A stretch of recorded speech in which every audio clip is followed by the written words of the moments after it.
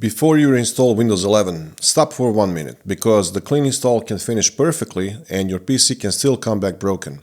No internet, no Bluetooth, no sound, touchpad acting weird. And then the worst part hits. The driver you need is online, but the computer that needs it cannot get online. This is the part people forget before wiping a PC. They save their pictures, they save their documents, maybe they copy the desktop files, but they do not save the drivers that are already working on the machine right now. So before you reset it, format it, or clean install Windows 11, we're going to save those working drivers first. No paid driver updater, no random driver website, just the driver store already inside Windows. Use a USB drive, external SSD, or another drive you're not going to erase. Do not save this on the same Windows drive you're about to wipe. Once the drive is plugged in, open Command Prompt as administrator. Before we type anything, check the drive letter. On this PC, my USB drive is showing as E drive, yours might be D, F, G or something else. That letter matters because Windows needs to know exactly where to save the backup. Open the Start menu, type CMD, right-click Command Prompt and choose Run as administrator. Then click Yes on the permission prompt. Now we're going to create a folder on the USB drive. For me, the USB is E drive, so I'll type this. mkdir, right? E semicolon / driver backup, and then press enter. If it jumps to the next line with no error, the folder was created. And there it is, driver backup folder. That is where the backup is going. One quick thing before the next command. This does not back up your programs, your files, or your Windows settings. It backs up the driver packages. That is the part we need for this job. Now run the actual backup command.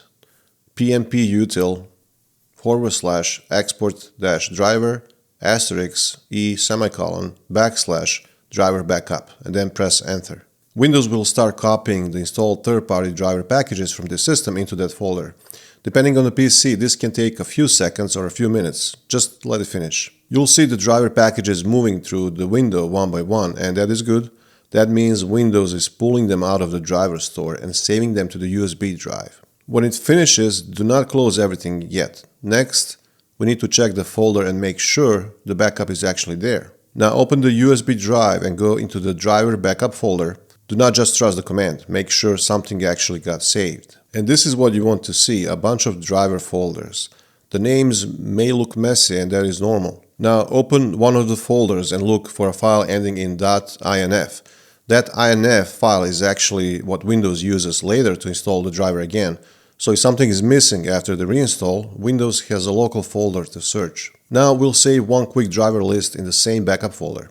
This is just a reference file, so later you can see what was installed before you wipe the PC. Now in command prompt type pnputil / enum - drivers * e semicolon / driver backup / driver - list.txt, and then press enter. Go back to the backup folder. Now you should see a file called driver list. That's a text file. Open it once just to make sure it was created. You do not need to read this whole thing, just keep it in the folder with the backup. At this point, the important part is done. Your backup is saved on a drive that will survive the reinstall. Now let's look at how it goes back into the Windows later. Let's say Windows is installed again, you're back on the desktop, but one or two devices are still missing. Plug in the USB drive with the driver backup folder. First, check the drive letter again.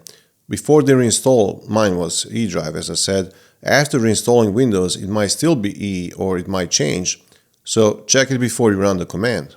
Open Start menu, type CMD, right-click Command Prompt, and choose Run as administrator, then click Yes. Now run the restore command. Use your own drive letter. Mine was E, so mine looks like this. Type pnputil / add - driver (e semicolon / driver backup / *.inf end of quote / subdirs / install, and then press enter. Windows will search through the backup folder, including the folders inside it, then find the .inf files, add those driver packages back into Windows, and install the ones that match your hardware. You may see a lot of lines moving through the window, and that is normal. Some drivers may install, some may already be present, and some may not apply to anything. But do not panic when that happens. Windows is only supposed to use the ones that match this machine. Once it finishes, restart the PC, then open Device Manager and check the problem area again. If the right driver matched, the warning icon should be gone. That is why this is useful. You're not guessing after the fact, you're giving Windows a local copy of the same driver packages you saved earlier. After that, still run Windows Update.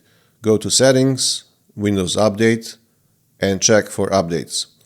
Then open Advanced Options, Optional Updates, and check Driver Updates. The backup gets you back on your feet. Windows Update can still fill in newer versions after that. Now, there is one more way to use the same folder. If only one device is still missing, you can point Device Manager directly to the backup.